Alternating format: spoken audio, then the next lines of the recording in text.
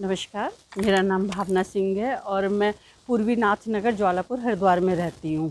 मैं एक सिंपल सी हाउसवाइफ हूँ और मैं ना सोचती थी कि मुझे कुछ अच्छा करना है, लेकिन यही होता है कि एक हाउसवाइफ के पास कितना टाइम होता है आप सबको पता ही है।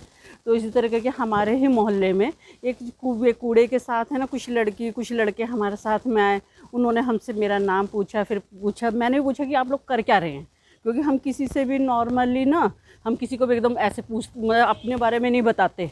फिर जब उन्होंने मेरे से बोला कि क्या नाम कि ऐसे ऐसे हम प्रोजेक्ट अविरल से जुड़े हुए हैं जिसमें गीला कूड़ा और सूखा कूड़ा अलग अलग करना है, तो मुझे बहुत अच्छा लगा। अंदर से एक जेन्युइन फीलिंग जो आती है ना, क्योंकि हम एक छोटी सी पहल करके, अपने घर से छोटी सी पहल करके ना, हम देश तो बहुत बड़े स्तर पे हो गया, हम अपने घर का, अपने समाज का, अपने बच्चों का मार्गदर्शन करते हैं कि वो स्वच्छ कैसे रहें। और छोटी छोटी चीज़ों से, क्योंकि जैसे घर का ही कूड़ा होता है या कहीं भी होता है, कहीं भी पॉलीथीन डाल दी जाती है ओढ़ के। हमारे पास में तो इतने अच्छे मतलब हम शहर में रहते हैं हरिद्वार, जिसका वर्ल्ड फेमस है, तो उसी शहर में रहते हैं। तो फिर वहाँ पे वो कूड़ा उड़ के गंगा जी में जाता है, गंगा जी में गंदगी फैलाते हैं, पता नहीं कहाँ कहाँ तक जाता है।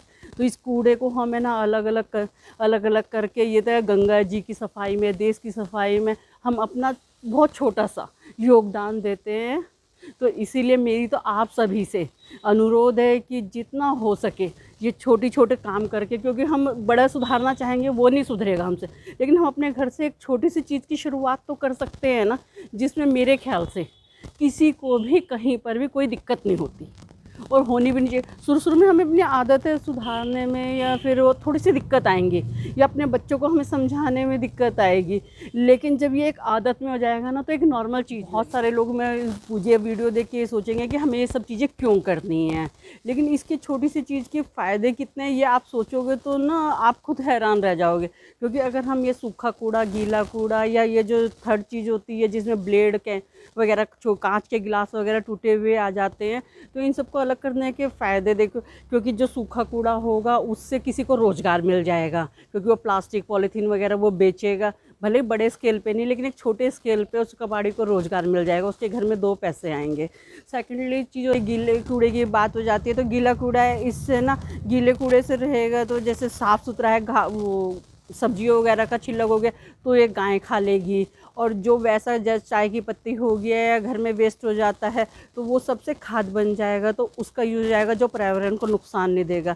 थर्ड चीज़ आ जाती है ब्लेड, कैंची। घर में टूटे हुए कांच के गिलास निकलते हैं, अगर हम इनको सही तरीके से कागज़ में लपेट के देंगे तो कोई भी जो कूड़ा बिनने वाला होगा उसके हाथ में नहीं जाएगा, या फिर गाय उसको कूड़े को खा रही होगी तो उसका मुँह नहीं कटेगा, या फिर वो पॉलीथीन वगैरह जो गाय वगैरह खा लेती है उनके पेट में चली जाती है तो गायें मर जाती है, तो इनडायरेक्ट वे में उसका दोष भी तो हमारे सिर माथे ही आता है ना। तो इसलिए अगर हमारी एक छोटी सी पहल से हम अपने घर का, बाहर का पर्यावरण का, अपने शहर का सुधार कर सकते हैं, तो इसमें हमें दिक्कत क्या है।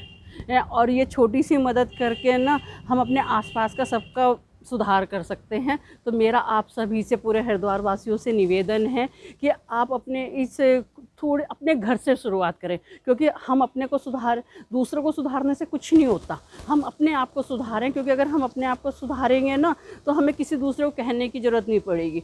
और हमारे करने से, अगर हमारे आसपास के या हमारे करने से हमारे आस पड़ोस का एक भी बंदा सुधरता है, तो हमारी ये वीडियो या हमारा ये सब कहना सार्थक हो जाता है। धन्यवाद। मेरी गंगा मेरी जिम्मेदारी, मेरी गंगा मेरी जिम्मेदारी।